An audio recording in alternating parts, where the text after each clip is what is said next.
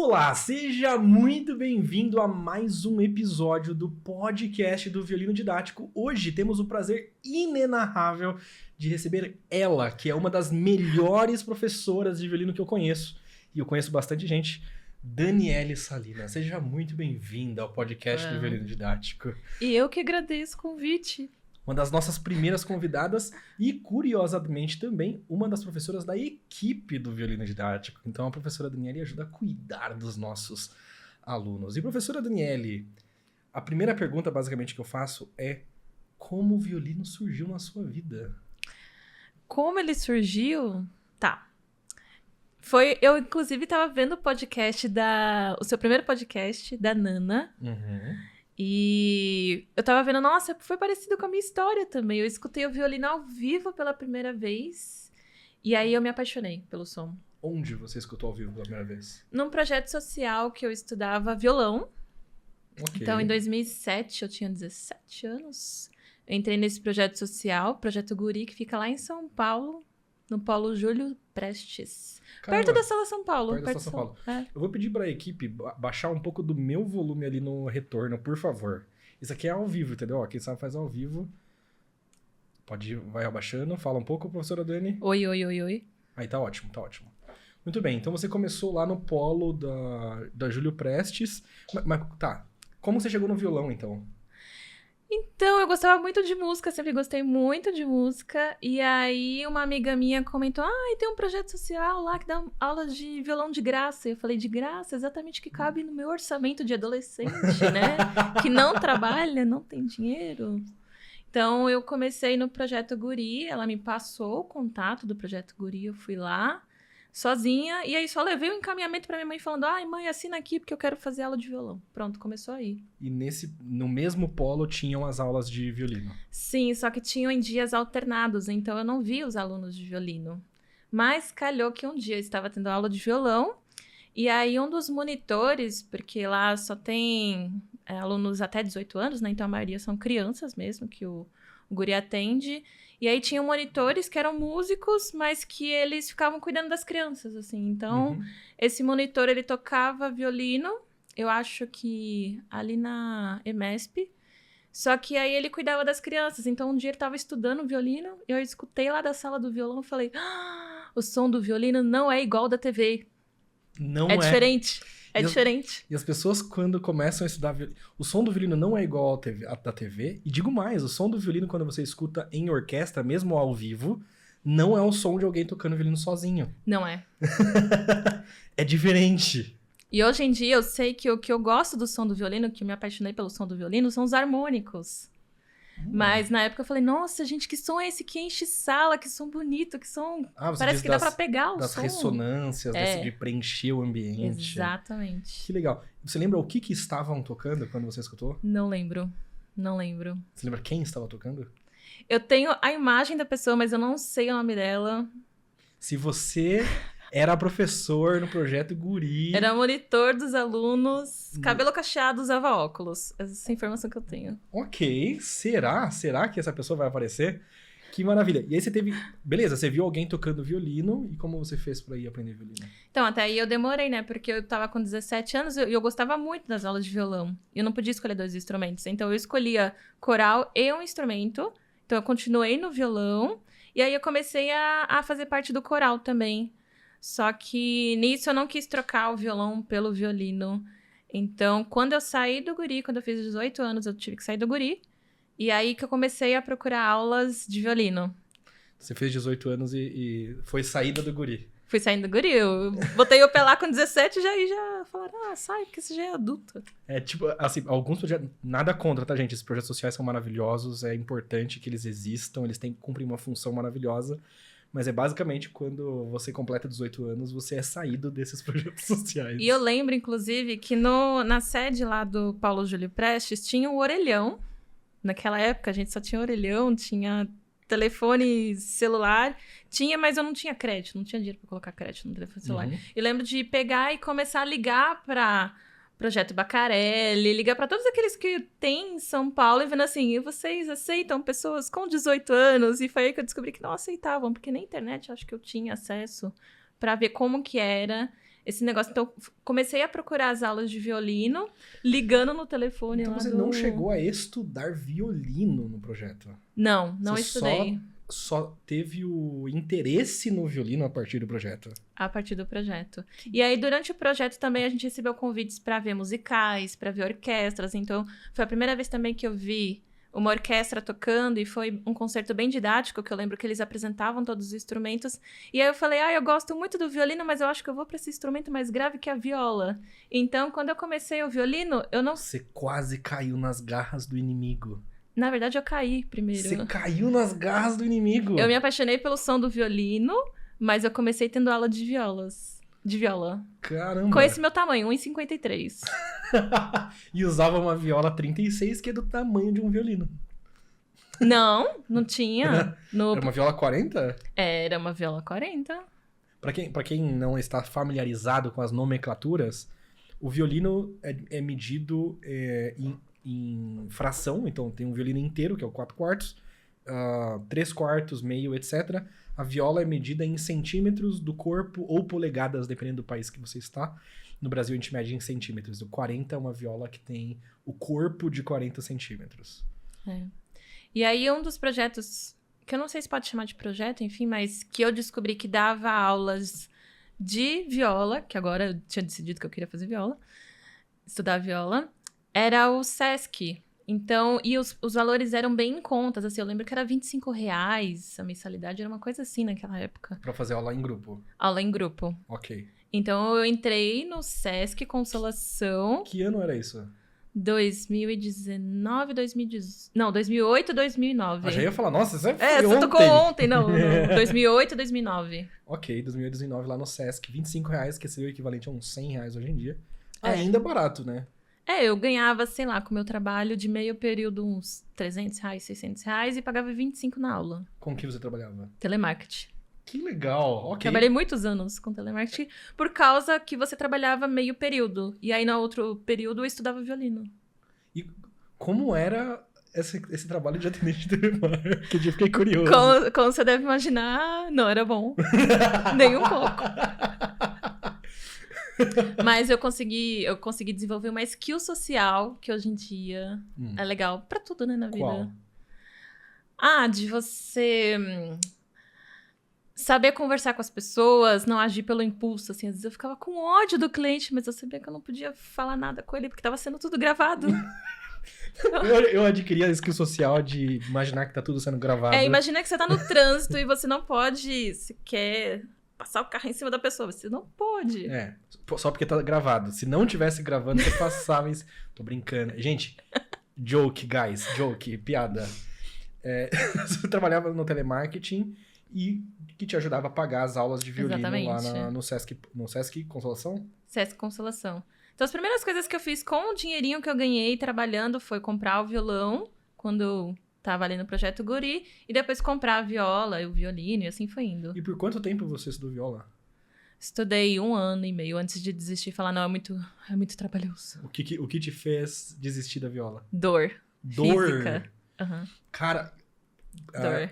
Por que você... Professora Daniele, por que você sentia dor? Conte para os nossos ouvintes. Eu sentia dor porque eu tinha que apoiar o instrumento no meu ombro, virar a cabeça e não segurar ele com a mão e ficar ali equilibrando tudo, okay. E esticando. Então, essa abertura aqui era muito grande para mim. Quanto maior essa abertura, mais você vai precisar sustentar ali. E isso é uma coisa interessante para quem tá ouvindo e por um acaso não começou ainda a aprender violino, viola, enfim. O tamanho do instrumento importa na hora de você vai tocar. Então tem gente que começa com um violino muito pequeno, muito grande, e aí sente dor. Às vezes tem relação com o tamanho do instrumento. E o jeito que normalmente os instrumentos são ensinados também, né? Tem aquela coisa... Você tem que segurar o violino sem as mãos no primeiro dia que você viu o violino na vida. Uhum. Que é um negócio que eu nunca entendi muito bem o porquê disso.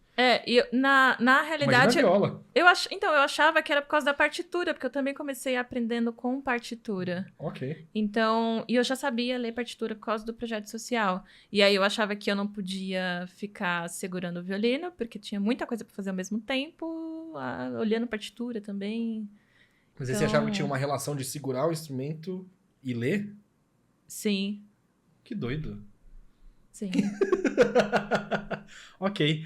Hoje em dia, né? Hoje eu, a professora Dani, a gente ensina de uma outra forma, um pouco mais organizada, estruturada, para que não haja esse sofrimento inicial do qual a maioria de nós tivemos. Não, a gente não precisa passar por isso. Você não precisa passar. Se você estiver passando por isso, existe outro caminho.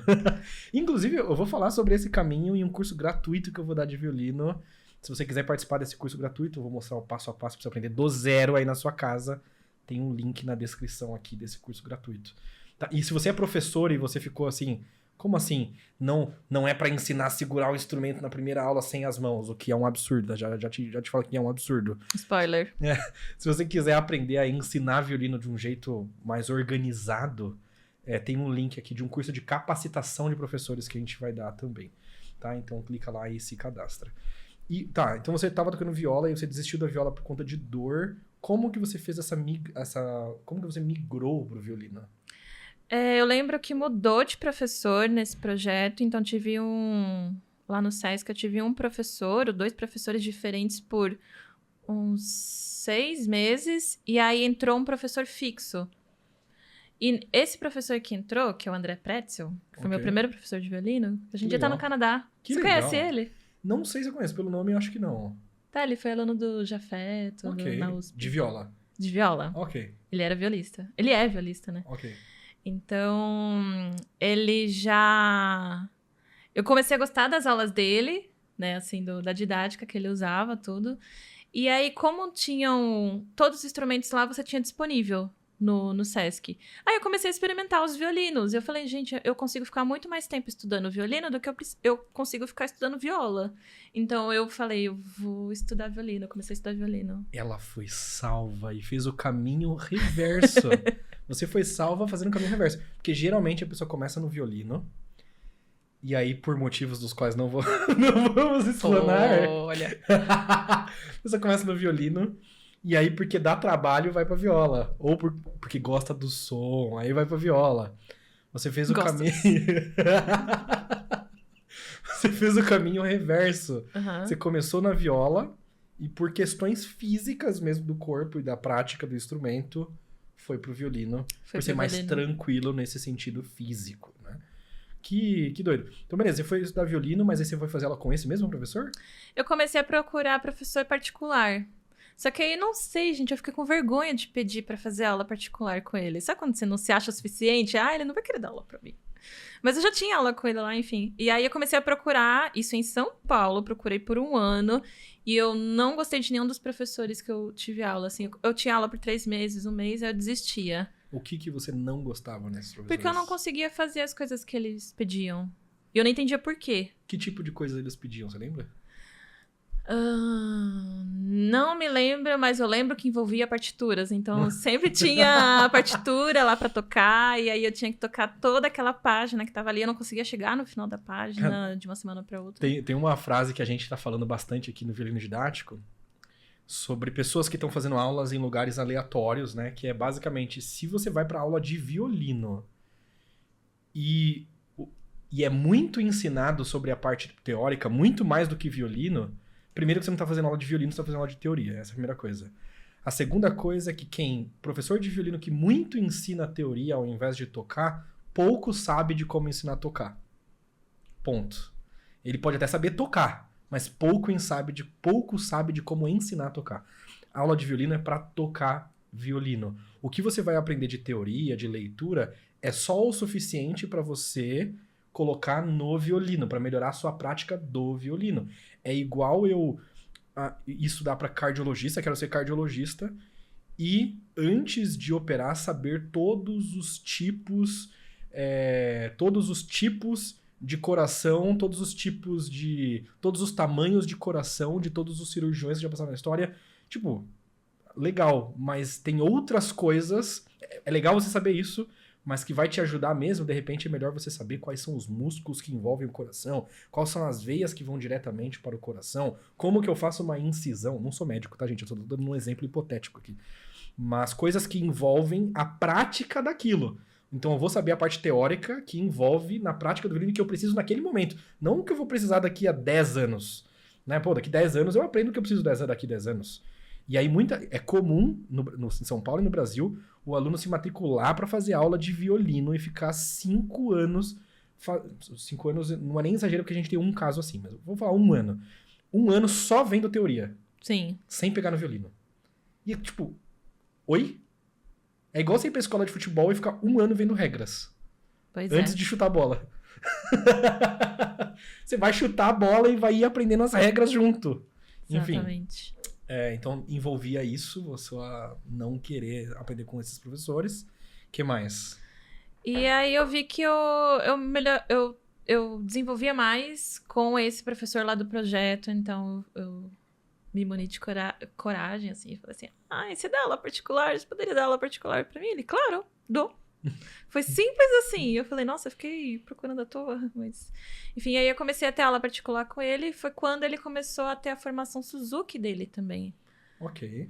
Então, aquela suspeita que eu tinha de coisas como postura, o tamanho do meu instrumento, o jeito que eu seguro o arco, tudo isso faz diferença, o jeito que eu sento na cadeira faz diferença, porque eu tocava sentada, né, porque era em grupo. Uhum. Então, eu comecei a ter essa sensação de que, nossa, eu acho que falar das coisas do corpo faz sentido pro violino. Então, eu comecei a procurar professor assim, eu achei aquele professor que estava tendo a formação Suzuki, e aí eu comecei a ter aula particular com ele 1 ano, depois ele, com outros professores, abriu o Centro Suzuki de São Paulo. Ah, ok. Foi. O mesmo do Marcos? Não é outro. Ah, ok. É outro. Eu não lembro qual que veio primeiro, mas... Uhum. É um que fica lá na Ana Rosa, eu acho, agora. Ok. Pra quem não conhece o método Suzuki, é um dos poucos, se não o único método que existe uma espécie de organização para dar cursos de capacitação para professores. Né? Tem muita gente que pega o livro Suzuki e usa com os alunos. Isso não é ser professor Suzuki. Isso é usar o livro Suzuki. Que você pode usar, não tem problema nenhum. Mas existem cursos de formação, que é esse curso que o professor da Dani estava fazendo. E você sentiu mudança nas aulas nessa época que ele estava fazendo a formação Suzuki dele? Eu não lembro de ter sentido, porque eu acho que casou com um período que eu comecei a ter aula particular com ele. Então, eu falei, nossa, a aula particular é assim, é diferente da aula em grupo. E, enfim... E aí eu tinha liçãozinha de casa, eu não tava no caderno, aquela coisa e tal, mas depois eu acabei não anotando tanta coisa assim. Hoje em dia eu já penso diferente, mas eu acabei gostando disso, assim. Então, e ele tinha feito faculdade, então ele tinha aquilo como profissão, e aí eu comecei a pensar, nossa, e se eu trabalhasse com isso também? Que legal que seria. Então foi ele que te despertou a vontade de trabalhar com isso. Foi trabalhar no espaço que ele tinha lá no Sesc, porque eu gostava bastante também de lá.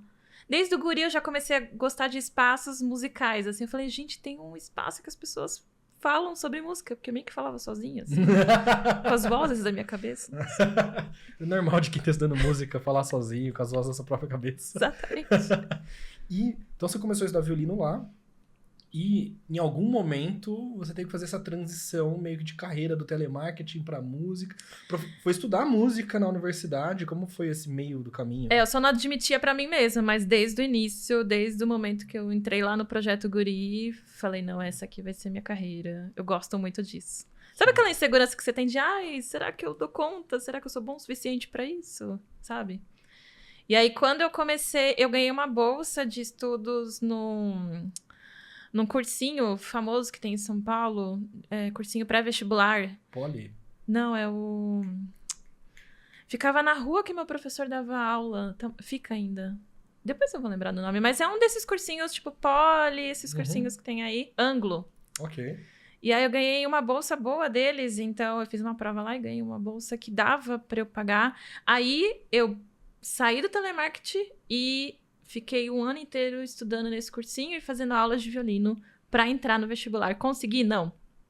Não conseguiu? Não consegui. Você prestou vestibular de qual universidade? Eu prestei USP, só que aí no dia da prova eu não consegui ir lá fazer a prova prática. Você nem foi fazer a prova prática? De tocar, não. Eu não consegui ter coragem de ir lá fazer a prova prática. Que doideira. Eu fiquei com tanto medo que me impediu, eu não fui. Sabe que eu tenho uma história de prova de vestibular também. Quem não tem uma história traumática não viveu direito, né? Eu fui fazer a prova da Unesp na época. Nossa. Bacharel de violino. E eu fui porque eu fui meio que na cola de uma pessoa que eu me relacionava, uma pianista que foi fazer a prova lá também. E aí eu fui... Você tava na cidade do vestibular ali? Eu acho que eu tinha uns 19. Tá. 19, 20, por aí. E aí eu fui fazer a prova da Unesp, porque essa minha namorada da época ia fazer a prova de piano da Unesp. E eu na cola, nunca fui muito, nossa, quero fazer graduação de música. Mas eu fui. E aí a prova prática era a primeira. Então eu fui na prova teórica, gabaritei a prova teórica de percepção. Muito bom. Fui na prova de violino, também tirei a nota máxima da nota de performance de execução do violino. Não sei se foi a máxima, acho que foi tipo 9. Temos um total de 0 pessoas surpresas com isso. Acho que foi 9, alguma coisa assim, foi uma nota muito alta. E aí depois era a prova de conhecimentos gerais.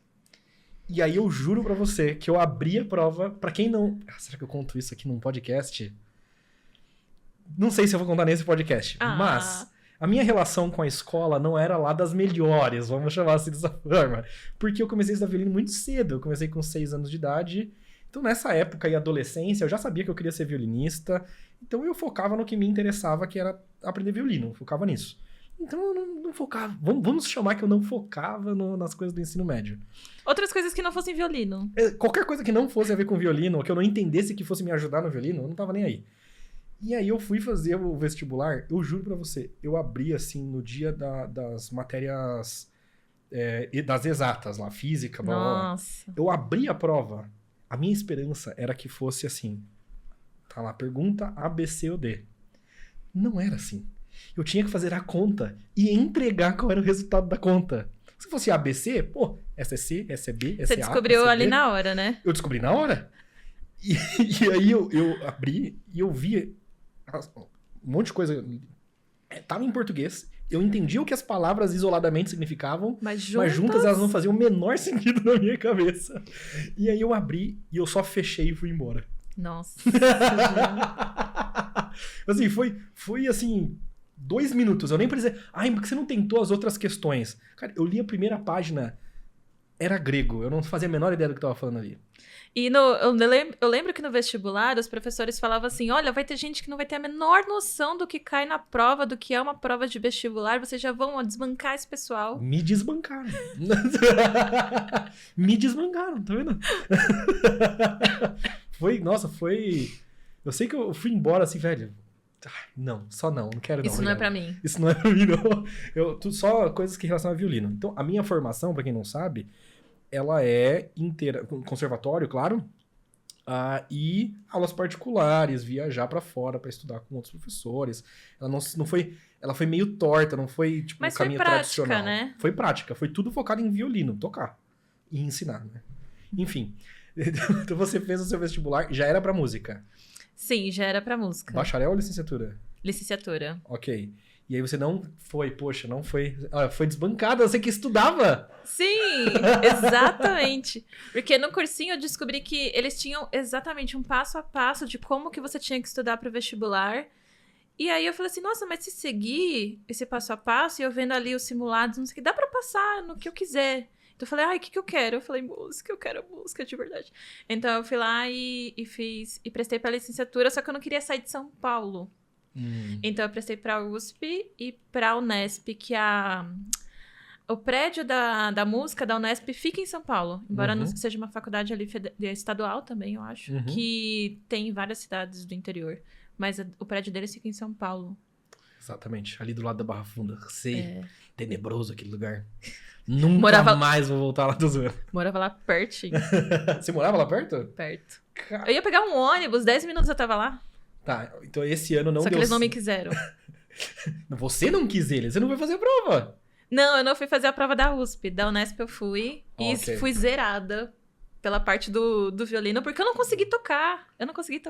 Nervosismo. Exato. A galera não tem noção do nervosismo de tocar em banca. Não, e você se prepara um ano inteiro pra aqueles 3 minutos de peça e você não consegue tocar os primeiros compassos. E aí o professor, sei lá, a banca fala assim, ó, pode ir embora. É comum a galera tomar remédio pra fazer essas provas. Pra beta-bloqueador, pra não... Não é pra não ficar nervoso, porque você fica nervoso igual, mas você pelo menos não treme.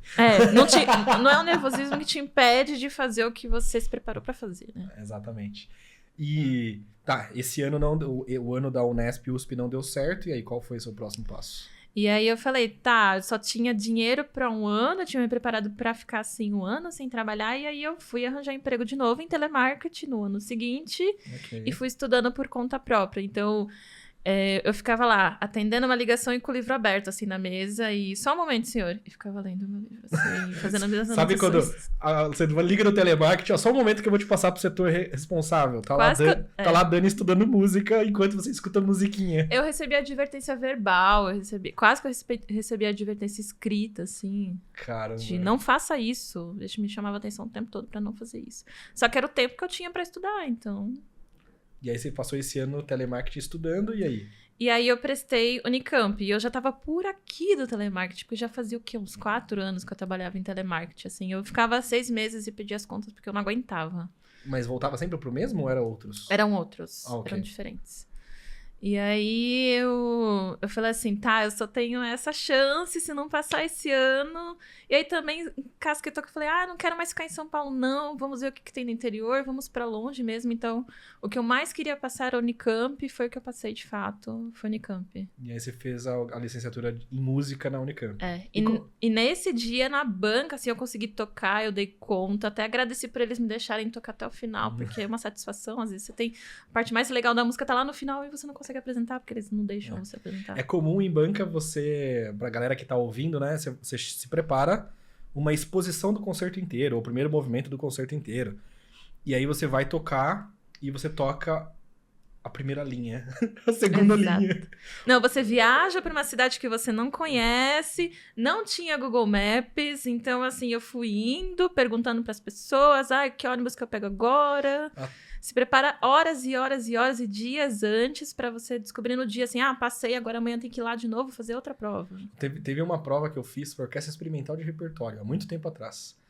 E assim, meio que... Vamos chamar que a Orquestra Experimental, ela tinha um jeito sui generis de funcionar. Vamos falar dessa forma. E aí... Era assim, sem brincadeira, tava na sala umas 200 pessoas pra fazer a prova. Sem brincadeira. Umas 200 pessoas pra fazer a prova. Numa orquestra que é do Teatro Municipal, uma orquestra pública. E aí tinha umas 200 pessoas pra fazer a prova.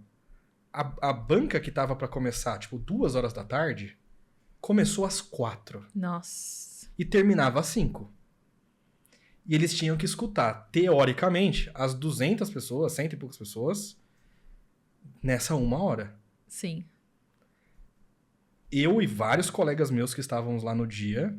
No meu caso, eu cheguei, entrei e toquei. Obrigado. Próximo. Nossa. Não deu. Deu exatamente uma linha do concerto. Uma linha. Não é uma frase até o final. É uma linha. Um pentagrama. Foi o que eu toquei. É bem assim. E assim... Eu não estou mais nesse circuito das orquestras jovens, orquestras profissionais. A orquestra profissional funciona um pouco mais organizada do que isso. Mas, assim, eu lembro que foi o último teste de orquestra que eu fiz na minha vida, porque eu justamente pensei, eu nunca mais vou me sujeitar a essa parada aqui. Nunca mais. Então, muito obrigado, Orquestra Experimental de Repertório. Não tenho nada contra, vou assistir eles de vez em quando. Vários amigos meus passaram por lá. É uma excelente orquestra. Na época funcionava de um jeito extremamente desagradável. E, enfim, é isso que eu vou dizer por aqui. Esse sistema de avaliação, né? O vestibular é a mesma coisa. Você entra lá com 100 pontos e aí eles vão tirando pontos conforme você erra. Então, você consegue a sua vaga se mais gente... Oi, Siri, tudo bom? Conforme você vai errando, as outras pessoas têm que errar mais do que você. Então é uma competição de, sabe? Nesse caso esquisita essa competição. Nesse caso do vestibular, você pelo menos tem o tempo para responder as coisas, né? Sim. Porque no caso de uma prova como essa que eu comentei, antes de ir você já não tinha chance. Você entendeu? Sim. Tipo assim, pra maioria das pessoas, antes de ir você já não tem chance. Você vai por uma formalidade. Na esperança de acontecer alguma coisa. Claro, tem gente que é muito acima da média e que não passaria, vai lá, toca e surpreende a banca e passa, né? É normal. Mas, em geral, o modus operandi você já não passou antes mesmo de tocar. eu tô falando dessas orquestras jovens, porque que critério objetivo você tem quando você tem 200 pessoas para fazer a prova Em 1 hora para avaliar. em 1 hora para avaliar? Todo mundo. Qual o critério objetivo? Eu desafio alguém a dizer. Não tem critério objetivo. Não tem como ter critério objetivo. Uhum. Enfim, aí os critérios são outros. E faz parte do jogo, não é? Faz parte do jogo. Tô aqui, só agradece. Depois que eu entrei na faculdade, comecei a conhecer outras pessoas sem ser do mundo Suzuki, ali, né, de São Paulo, Campinas. Aí eu falei, nossa, o mundo da música é muito pequenininho, todo mundo se conhece, olha que coisa. Exatamente. Aqui E aí, em São Paulo, nossa senhora, todo mundo conhece. Todo mundo se conhece, exatamente. Então, inclusive, quando eu fui fazer os testes, eles perguntavam, com quem você teve aula? Eu achava que era, para falar as escolas que eu tive aula. Não, é com quem você conhece, com quem que você teve aula. Exatamente. Sabe, o currículo. O seu Exato. currículo é com quem você teve aula. E o que é compreensível também, porque quando você fala professor, antes de você tocar também, a pessoa já tem uma imagem de Sim. como você toca. Exatamente. Tanto que eles perguntam antes e não depois de que você toca. Exatamente. Assim, se você tocar muito bem, talvez eles vão perguntar, tá, quem é seu professor? Só por curiosidade. Só pra confirmar quem eu já acho que é. Sim. E quando você fala alguém que tá fora do círculo, é uma surpresa. Tipo assim, quando chegava alguém que era aluno de um outro professor, assim... teve... Eu não vou dar muito mais exemplo. Deixa pra outros podcasts essas coisas... coisas que acontecem em bastidores de orquestra, né? Mas é comum em várias orquestras sempre passarem, coincidentemente, alunos do mesmo professor. Em festivais. Em festivais, Não exatamente. vamos entrar por aí. Aí é uma toca do coelho, assim, ó. E, cara, é profunda. E assim, de certo modo, eu não posso falar muito porque eu também fui beneficiado, de certa forma, porque eu sei que vários lugares que eu toquei, óbvio, eu toco, ninguém vai te passar... Quem passa na prova merece passar na prova. Ninguém tá discutindo esse mérito. No entanto, não é só tocar bem. E é isso que as pessoas não entendem. Sim, exatamente. Não é só tocar bem. Você tem que dar conta e o que mais? Exato. De quem você é aluno, de bababá. Até porque muita gente toca bem. E Exatamente. são poucas vagas. Exatamente. Muita gente toca bem, são poucas vagas. Então, quem passa, merecia passar, tem o mérito de passar, toca bem pra passar. Mas não foi só por isso que passou. Essa é a parada que poucas pessoas entendem isso. Mas, enfim, vamos deixar para outros podcasts, outras histórias. Histórias do meio orquestral. Mas, felizmente, a maioria dos testes que eu fiz na minha vida eu passei, tá tudo certo. E nem todos os testes que você vai fazer na sua vida você vai passar também, tá tudo certo, tudo faz parte do jogo. Faz parte do jogo. Tanto que nesse ano eu prestei 24 provas, eu contei, eu lembro até hoje tantas provas que eu fiz, porque aí você tem que fazer prova de percepção, prova de teoria, aí depois você vai de novo e faz outro tipo de prova, e prova só pra licenciatura, é muita prova. E dependendo do tipo de prova, isso é tá aí um insight legal pra quem tá assistindo, dependendo do tipo de prova que você tá fazendo, você também não precisa passar em todas. Não. Você precisa passar em uma. Né? Eu conheço pessoas, por exemplo, que não passavam muito em provas e na primeira prova que fez de uma grande orquestra passou. Uhum. E toca lá até hoje. Só precisou passar uma vez. Sim. E aí tá tudo certo. Tive muitos amigos na faculdade que nem terminaram a faculdade, porque eles já no finalzinho começaram a prestar pra orquestras, passaram e a finalidade deles de entrar na faculdade era conseguir um trabalho na orquestra. Então, nem terminou. Não foi nem pegar o diploma. Exato. E como foi esse período dos 4 anos lá na Unicamp? Virou 6. Desses 6 anos na Unicamp. Então, quando eu cheguei lá, eu descobri que faltava muita coisa ainda. Muita coisa de teoria, de instrumento, de... Nossa, o conhecimento, assim, era... Lá tinha aula de instrumento também? Então, tinha, mas se eu quisesse, eu poderia mesclar e sair com 2 diplomas. Só que aí, só que aí eu precisava estudar muito pra conseguir entrar nisso. Eu falei, não vou gastar meu tempo aqui, eu vou gastar meu tempo na licenciatura, na parte de pedagogia, na parte de teoria musical, porque tinha muita coisa de teoria que eu não sabia. E aí tinham provas de rítmica, percepção. Tanto que a primeira prova que eu fiz da faculdade, o professor falou assim, era uma prova de rítmica. E eu não sabia nada de rítmica. E aí ele falou assim, olha, aqui a primeira prova teve gente que tirou... Desde gente que tirou 10 até gente que tirou 4, teve até gente que tirou 0.0. Eu falei, nossa, quem foi essa pessoa? Fui eu. Só eu na sala. Então, a primeira prova que eu fiz da faculdade, eu tirei 0.0. E aí eu falei, aquela alegria de passei no vestibular, passei com uma colocação legal, são poucas vagas. Foi rapidinho... essa luz apagou. Isso no primeiro semestre. No primeiro semestre. Tá, e aí, como foi essa correria pra recuperar esse... Aí você lida com greves, porque Unicamp, faculdade estadual, tem greve a cada 2 anos, aquelas coisas. Então, eu fui começando a descobrir como que eu tenho que estudar para conseguir passar nas provas. Então, no primeiro ano, eu não toquei violino, não fiz aula de violino, deixei o violino guardado e fiquei focando só nas coisas da faculdade.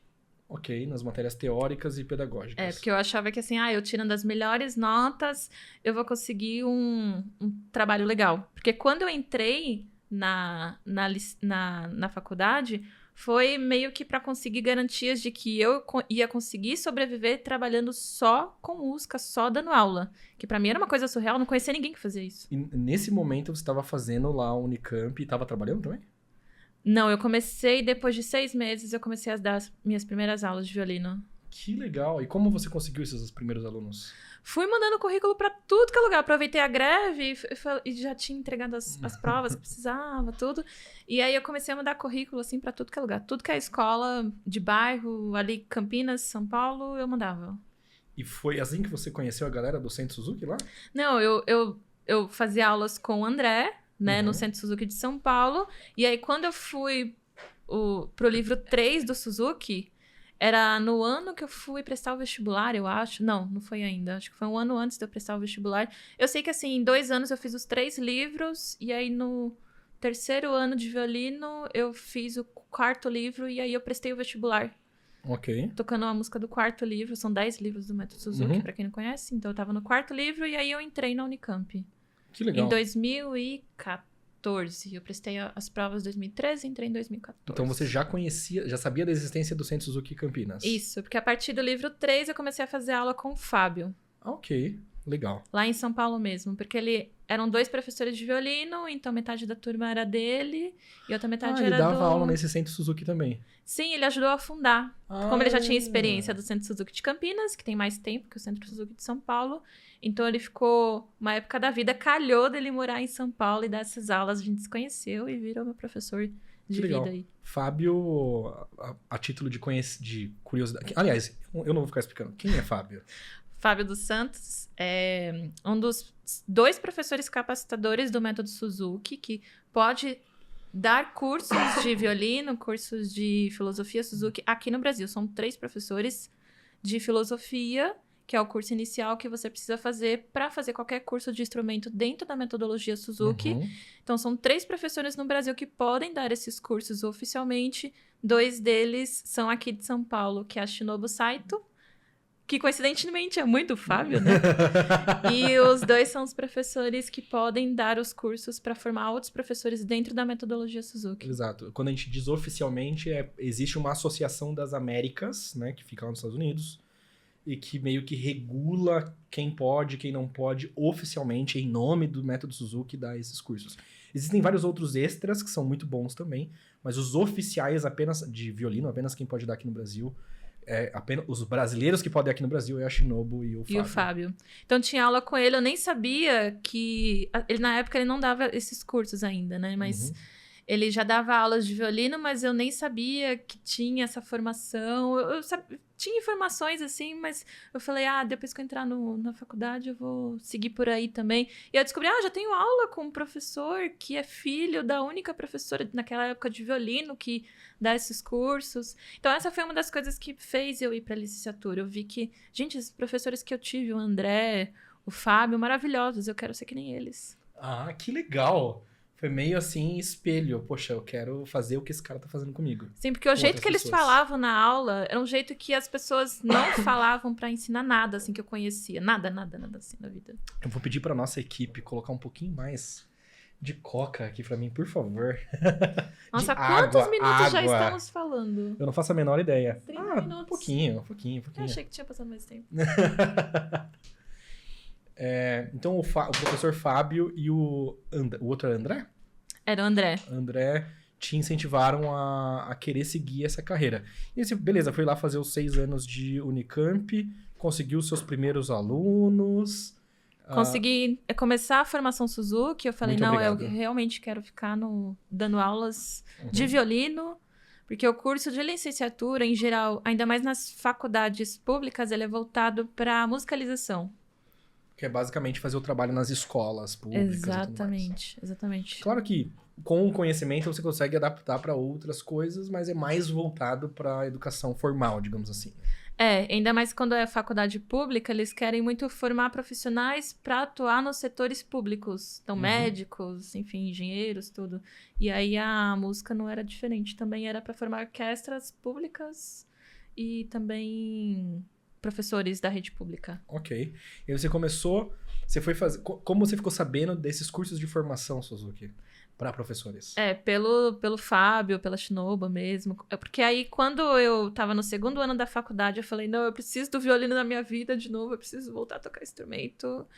E aí, eu falei, eu vou ficar no Centro Suzuki de Campinas, que é na mesma região, assim, porque a Unicamp, ela é em Campinas, mas não é no centro de Campinas, é num município que chama Barão Geraldo, então é no interior de Campinas. E lá nesse interior também tem o Centro Suzuki de Campinas. Ah, é lá também o Centro Suzuki? Eu nunca fui lá. É do lado, é 5 minutos de carro.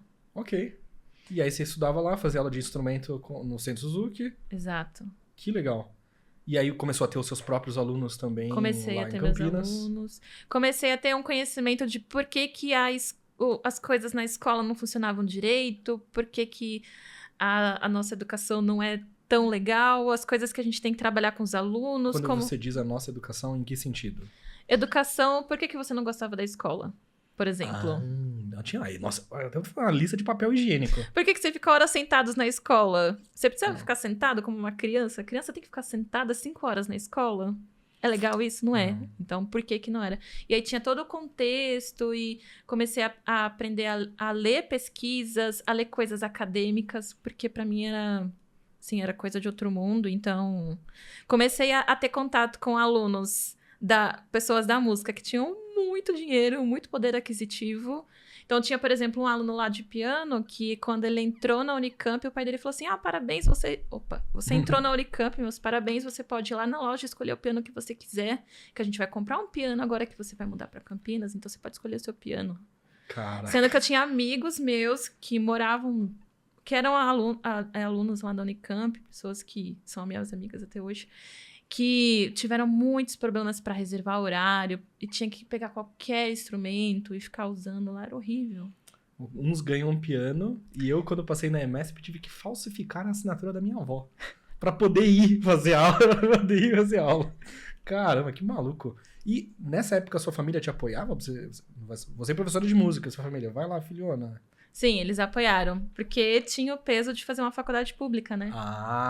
Não é que ela vai ser professora de música, ela vai ser formada pela Unicamp. Exatamente. Entendi. Então teve esse peso, Caramba.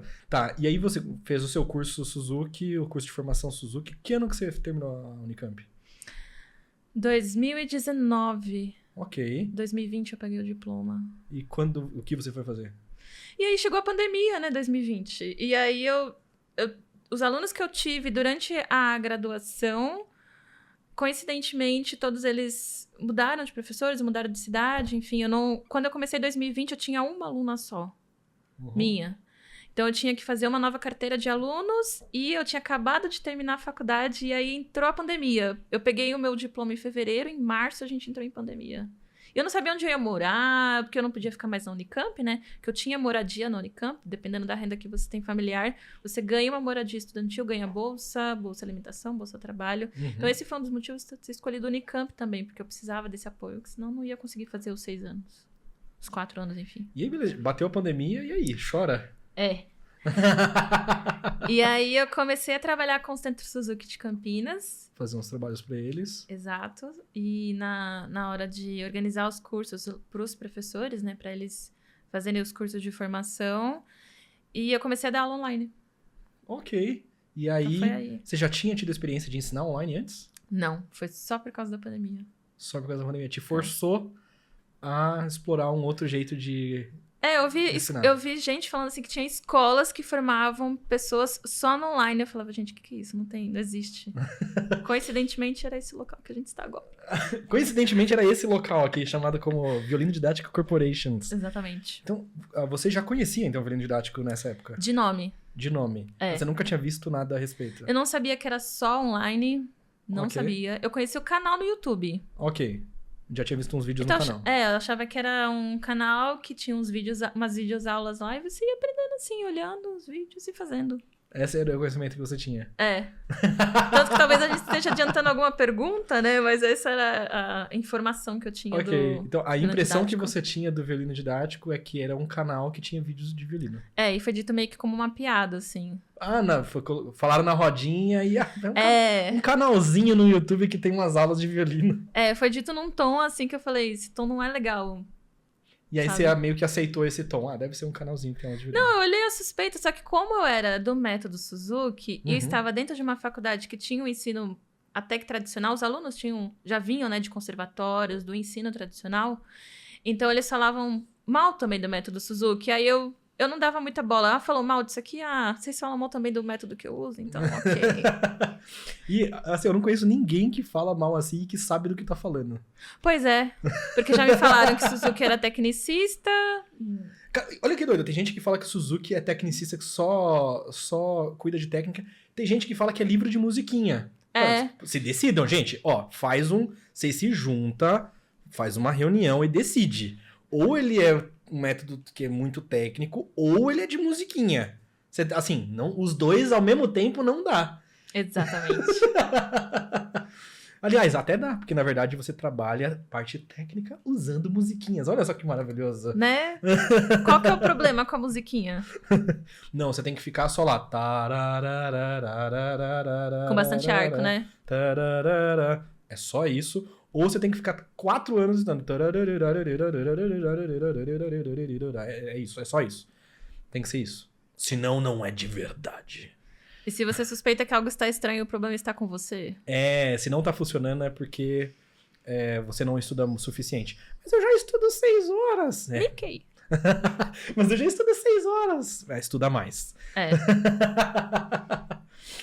Porque olha só o seu coleguinha como tá. Sempre tem essa. Porque fulano estudou 8 horas. Porque eu, quando tinha 6 anos de idade, já tava, sei lá o quê. E você vai ver fulano tem tudo na mão dele, tem um quarto pra ele estudar. Toda vez que eu vejo alguém falando assim, especialmente um professor, e aí quem tá ouvindo não está vendo o meu gesto, mas um professor, acho que assim dá pra entender mesmo quem tá só ouvindo. Toda vez que eu vejo um professor falando, não, porque na sua idade eu já tava tocando tal coisa, cara, a vontade que eu tenho é, tá, você quer um troféu? Parabéns, tá aí eu, o que eu faço? Gente, tem Parabéns. um contexto, né? Tem um contexto de cada um. Nossa. Parabéns, você recebeu um prêmio por isso, assim, meu? Porque, tá, e eu, o que eu faço pra tocar assim? Então, essa informação agora, você ali com o violino, o que eu faço? Tá, legal essa informação. E agora, o que eu faço? Enfim, inclusive, se você não quer ser esse tipo de professor, você quer saber qual é o passo a passo pra não ficar jogando a culpa do aluno, porque muito provavelmente a culpa é sua, se você quer trazer a culpa pra você, né? Porque você tem que ser hombre ou mulher pra você trazer a culpa pra você. Pô, meu professor não evolui, o meu aluno não evolui porque eu tô fazendo alguma coisa que talvez não esteja alinhada. Link na descrição pro nosso curso de capacitação.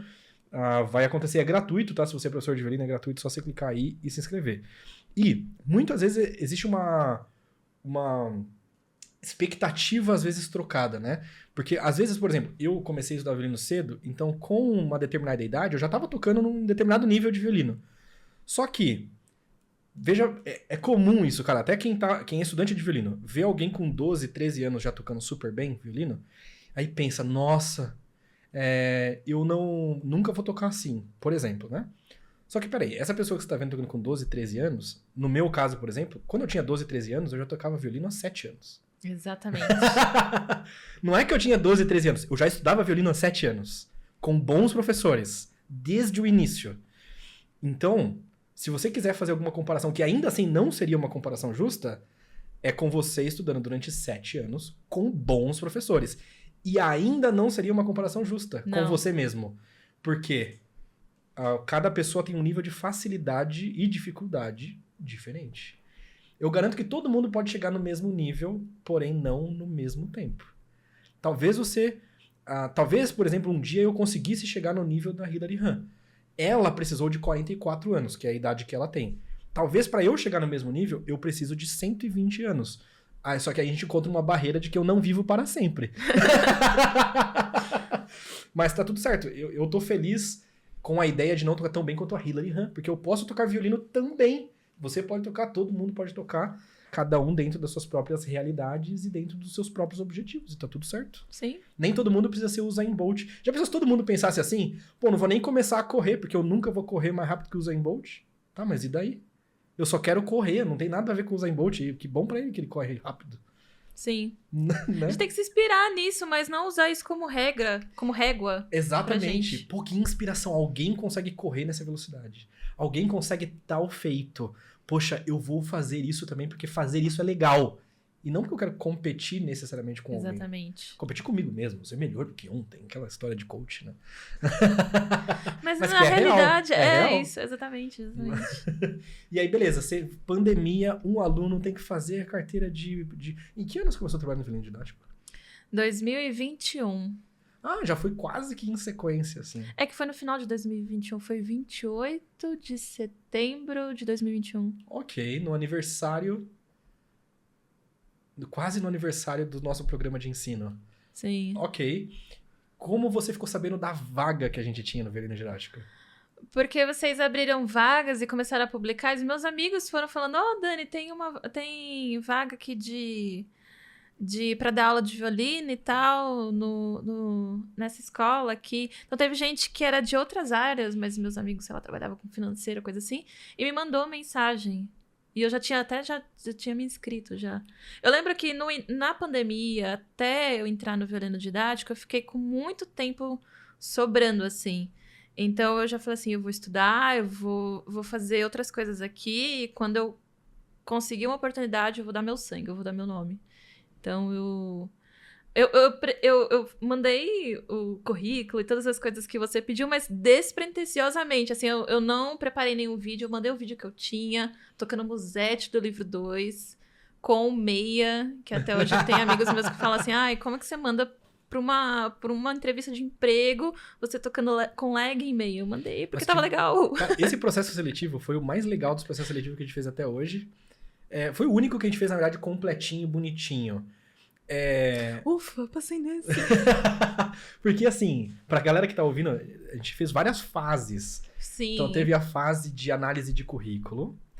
Quem teve o currículo analisado e que a gente entendeu que fazia sentido, a gente agendou uma reunião no Zoom, num aplicativo de chamada de vídeo. E aí, acho que foram, sei lá, uns 30 professores, assim, que foram aprovados pra essa fase. Me pergunta até hoje, como que você entrou como que você fez, assim, pra entrar lá? E aí eu explico todas essas fases também. E aí, eu conversei com uns 30 professores no Zoom. Teve uns 2 ou 3 que nem apareceram na reunião, normal, né? 30 professores você conversou no Zoom? 27, uns 2 ou 3 não apareceram. Nossa. E aí, fui conversando, e conforme ia conversando, ia anotando coisas que eu achava legal, coisas que eu não achava legal, blá, blá, blá. E aí a terceira fase foi aqui, uma conversa interna, eu mesmo e Irene. Quem que faz mais sentido, qual era o perfil que eu tava buscando e tudo mais. E eu fiquei entre alguns professores, que todos muito competentes e tudo mais, eu fiquei entre alguns. E você e um outro professor, que inclusive vai participar do podcast aqui também, vai gravar na próxima segunda-feira. Eu fiquei entre você e ele, principalmente. Só que ele não daria de qualquer jeito, porque ele é de Ribeirão Preto, assim, é de outra cidade, e a vaga era para presencial, apesar de hoje não ser mais presencial, né? Mas a vaga era pensando nisso. Porque vocês dois entenderam o que eu tava pedindo. No formulário, quando a gente abriu as vagas, você lembra como tava assim, onde tava pedindo o vídeo, o que tava escrito? Manda o vídeo, não sei se era que melhor te representa tocando, ou que você... Não, desculpa, eu não lembro. Era algo assim no sentido de, coloque em anexo um vídeo seu que demonstre o seu nível técnico, mas não queremos fogos de artifício. Ou firulas, algo do tipo. Bem grosseiro, assim, ó. Manda um vídeo seu tocando, não adianta mandar Paganini tocando mal, que eu vou ver que você tá tocando mal, independente se você tá tocando. Desculpa. E aí a professora Dani e o professor Marcelo... O Marcelo mandou tocando a variação A. Sensacional. A variação A do livro Suzuki. Bem feito. A melhor variação A que eu já vi na minha vida. E eu falo isso em todos os lugares. Marcelo, gente, não é fácil fazer isso. Marcelo. Não é. A melhor variação A que eu já vi na minha vida. Eu vou descobrir segunda. Assim, violino no centro, violino embaixo, do braço. bem suzukiano. Pegou o violino, abertura do antebraço, arco retíssimo, afinação perfeita, cabeça alinhada. Na hora que eu vi esse vídeo, eu falei, velho, esse professor entendeu o que eu tava buscando. Não me interessa se você toca o Tchaikovsky ou qualquer coisa. Não me interessa. O que me interessa é, você entende os processos de tocar violino?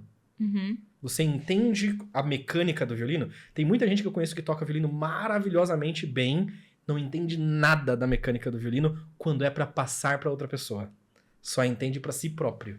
E aí, pra mim, não adianta, né? É um programa de ensino de violino. Na hora que eu vi a sua Musette, tecnicamente, limpinha, bonitinho, vi o dele, eu falei, putz, agora tá difícil. E aí, na entrevista, quando a Dani, ela fez algumas coisas que foi a mesma coisa, inclusive, que fez eu contratar o Matheus, que é um outro professor nosso, que deve estar aqui em breve Maravilhoso, também. inclusive. Maravilhoso. Você lembra como foi essa reunião no Zoom? Eu lembro que você colocou vídeos dos seus alunos pra eu avaliar. E eu achei isso ótimo, porque às vezes você vai fazer uma entrevista de emprego e pedem pra você tocar, só que eu vou dar aula. Então, assim, eu posso tocar, tá tudo certo. Mas eu acho que é mais importante você fazer a prática do que eu vou fazer ali no meu dia a dia de trabalho, que é dar aula. Então, ele pediu pra eu dar uma aula, assim. Olha, esse é o nosso aluno. O que você diria pra ele, sendo professora dele, pra ele trabalhar, pra ele melhorar ainda mais? Então eu fiz... E aí eu mostrei um vídeo de um aluno nosso, ou de um aluno, eu não lembro exatamente quem foi, mas eu mostrei... Eu sou uma pessoa meio sagaz, eu não dou ponto sem nó. Então eu mostrei um vídeo antigo de alguém tocando, que já tinha um resultado.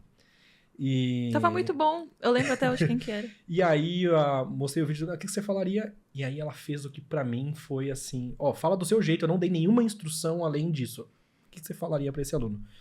E ela pegou, fez o seguinte... Fez alguns elogios pro aluno. Então sempre tem coisas que estão legais que devem ser apontadas. A gente tem essa filosofia aqui. Então fez alguns elogios pro aluno. E ela tava sem o violino. Então você tava sem o violino. E aí o que ela pegou? Pegou uma caneta. A sua mão no arco, ela tá assim, assim, assado. Né? Os dedos estão meio pra cima. Vou falar mais porque tem a gente que vai estar só ouvindo, né? Depois no Spotify. Então, a sua mão no arco, ela tá assim com os dedos retinhos e tá um pouco mais aberto do que precisa, faz assim, eu vou pegar uma caneta, e ela pegou uma caneta e pintou assim na mão. Esses pontos que eu vou te mostrar, e pintando os pontos nos dedos, esses pontos que você tá vendo aqui na mão do arco, são os pontos que vão entrar em contato com o arco na hora que você estiver tocando. Então aqui vai ser a região do indicador X, Y, Z, babá, e pintou e mostrou exatamente como a mão... Eu tô segurando com a outra mão aqui pra ficar mais fácil de ver. Mas você vai segurar exatamente dessa forma, assim, assim, assado.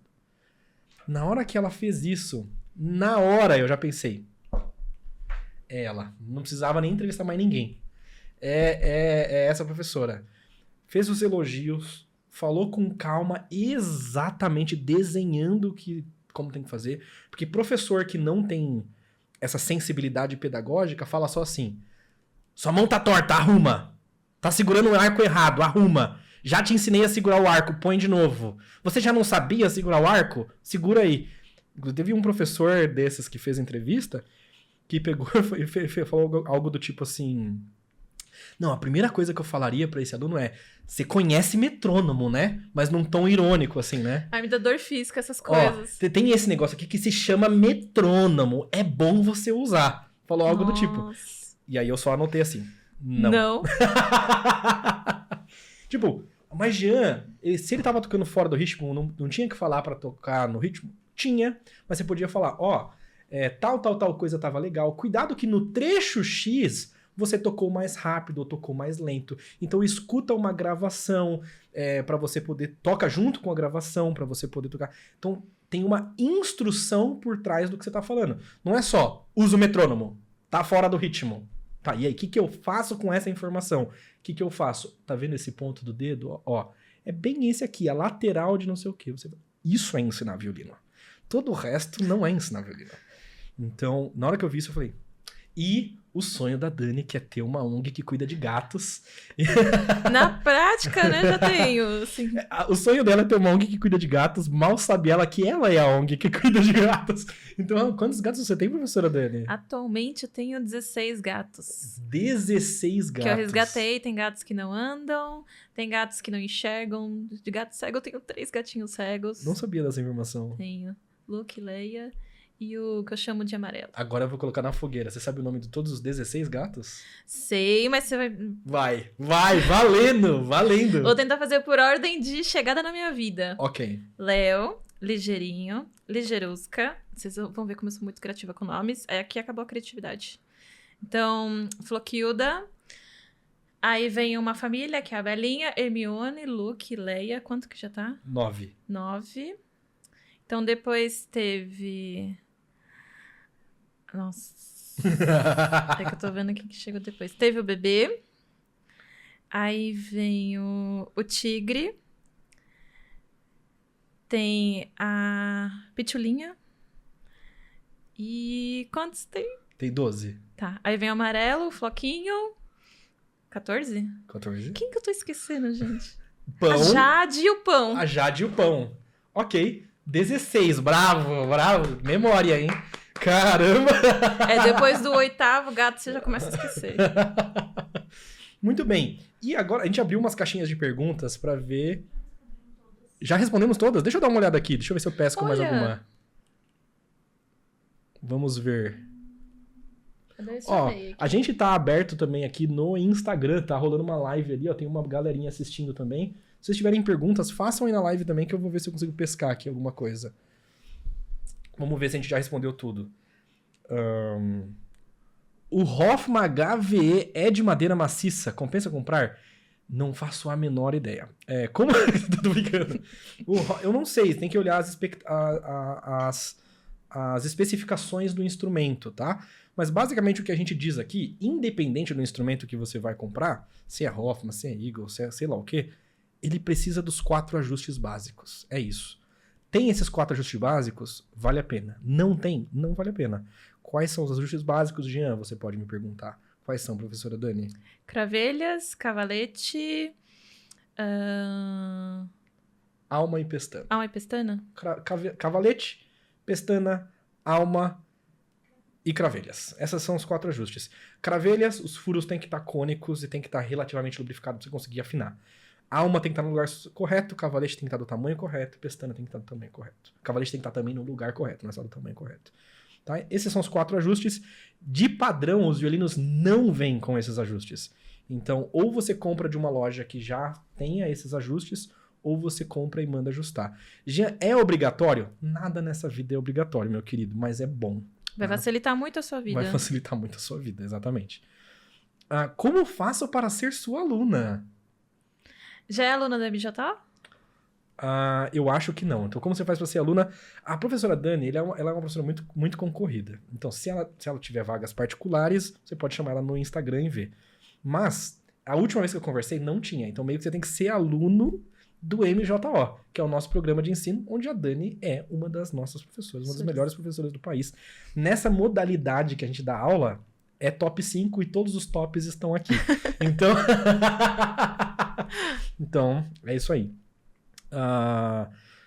Com quantos anos você começou na música? Acho que a gente respondeu. Na música mesmo com 17, no violino com 20, 19, 20. Ok. A Nanda mandou Dani linda. Obrigada. Não, é a Nanda, né? A Nanda aluna, que manda os quebra-cabeças. Agora a gente tá todo mundo... A Marisa também tá usando os quebra-cabeças. Ok. Qual hoje é... Essa é uma boa pergunta aqui. Uma pessoa muito legal fez uma pergunta maravilhosa. É uma conhecida sua, inclusive. Hoje, qual é a sua maior dificuldade? Como professora, qual é a sua maior dificuldade, você acha? Como professora? Nossa, como professora... Hoje em dia, eu acho que é passar de forma mais clara possível o que eu estou querendo dizer. Então, por exemplo, eu tenho uma vivência, os meus alunos têm uma vivência, os alunos tem um universo completamente diferente do meu, então às vezes eu tô falando uma coisa e aquilo não faz sentido pra pessoa. Então, precisa ter uma relação, a gente precisa se conhecer pra eu conseguir comunicar direito o que eu quero passar pra você. Então, qual a forma mais clara, objetiva e direta que eu consigo passar a informação que eu tenho ali pra você melhorar e faz sentido pra você e você entender. Então é isso. Bravo. Isso é a busca eterna dos bons professores. Ser cada vez mais claro. A gente, baseado em como a Dani dá aula e nas coisas que a Dani traz aqui pra gente no Violino Didático, a gente, inclusive, tá criando um novo modelo de ensino, digamos assim, um novo modus operandi, não é exatamente um modelo, né? Um novo modus operandi para os nossos alunos, que é baseado em algumas das coisas que a Dani pede pra gente e baseado num sistema de um outro professor nosso, que é o Matheus. Sim. Então a gente juntou duas coisas. A Dani tem essa coisa que eu acho maravilhosa, muito acentuada da empatia, de abraçar os alunos, de tocar junto com os alunos não sei onde. Se me chamar e eu puder, eu vou junto. De dar aulas. A Dani é uma das professoras que atende os nossos alunos 1 a 1 também no Meets, né? Via chamada de vídeo e tal.